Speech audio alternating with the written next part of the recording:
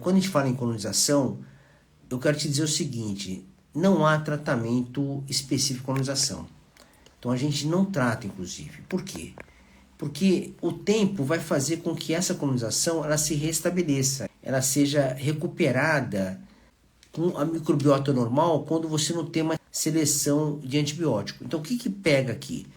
O que faz você ter colonização importante, pessoal, é a questão do uso de antibiótico, não tem jeito. Usou um antibiótico, você vai colonizar o doente com cepas mais resistentes. É natural, porque você vai dar um antibiótico, o antibiótico vai matar muitas bactérias, que são saprófitas de você, saprófitas, e aí o que vai acontecer?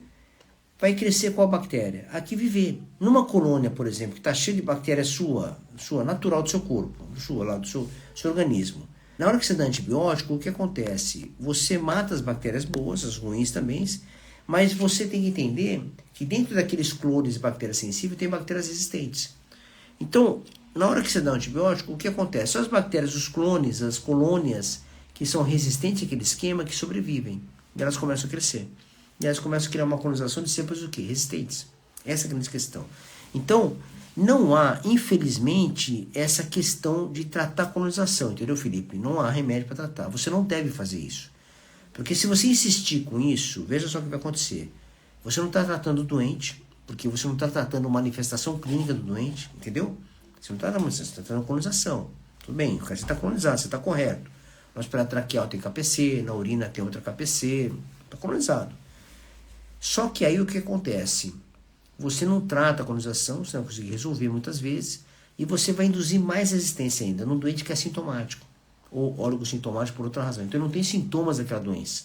Aí você enche ele de antibiótico, tenta ver se resolve, você não sabe o tempo que você vai dar, a dose que você vai dar, como você vai fazer o controle disso, e você vai acabar induzindo resistências maiores ainda. Isso é muito comum, se você olhar no seu dia a dia, Felipe, você vai ver que, e vocês também que estão me escutando, em pacientes que têm bacteriúria sintomática, doente que já usou vários esquemas antimicrobianos, chega no seu consultório, em emergência, doutor, está aqui a cultura, eu estou resistente a tudo, estou usando antibiótico faz 6 meses, quase sem parar. E você vai olhar a história, lembra da história? Da anamnese? Você vai ver lá na história, não tem clínica, não tem manifestação, está usando antibiótico à toa. É até duro de escutar isso, né? Você imagina você falar para ele, puta, o senhor está usando os 10 esquemas que o senhor fez, 8 não precisava usar, que a senhora fez, né? Que é mais de mulher. Não é duro isso? Então é muito complicado. Então, colonização, de maneira geral, a gente não trata.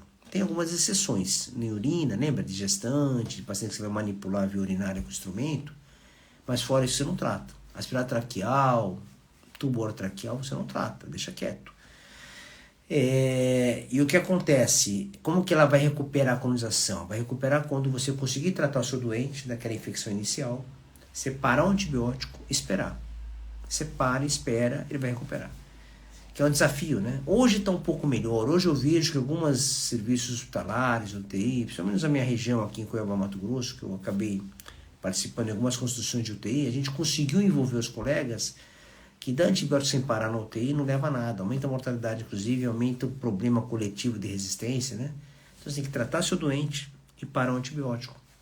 Mesmo doente grave entubado. Você está entubado, é até difícil, né? Alguns colegas, não sei se tem intensivista aqui, tem colegas que gostam da plantão em UTI. Eu passo em UTI, assim, eu olho um por um, você vai ver o paciente entubado, o kit dele, né? Tá lá com antibiótico usando. É um desastre isso, porque muitas vezes ele não está infectado, ele está colonizado com cepas. Aí você não para nunca o antibiótico, você para um esquema, troca outro, né? Você não passa ali 14 dias, para ninguém xingar você, você troca o esquema, né? Fala, não vou fazer isso aqui porque o pessoal enche o saco que eu estou usando antibiótico há 20 dias. É um inferno, 2 infernos, né? Você está dando antibiótico sem necessidade para o doente colonizado e não para mais porque o doente é grave. Então aquela insegurança sua, né? De ter o doente grave, fala, pô, não vou parar o antibiótico porque ele está grave, e agora? Se ele ficar... Cara, e agora? Você tratou a infecção? Para, acabou a história. Fez uma pneumonia? Fez. Tratou 10 dias, 8 dias, 12 dias, que seja? Para, ponto final. Ah, ele está fazendo febre, hein, doutor? Com certeza não é febre pelo que você está dando. O que você está dando não está resolvendo nada. Então para. Pensa o que você vai fazer, entendeu? É assim que funciona. E aí você tem que fazer. Então, um doente que fica numa estadia prolongada na UTI, por exemplo, 30, 40 dias, você tem que ficar sem antibiótico 20, 25 dias. Não pode ficar antibiótico 40 dias com antibiótico. Não tem lógica isso.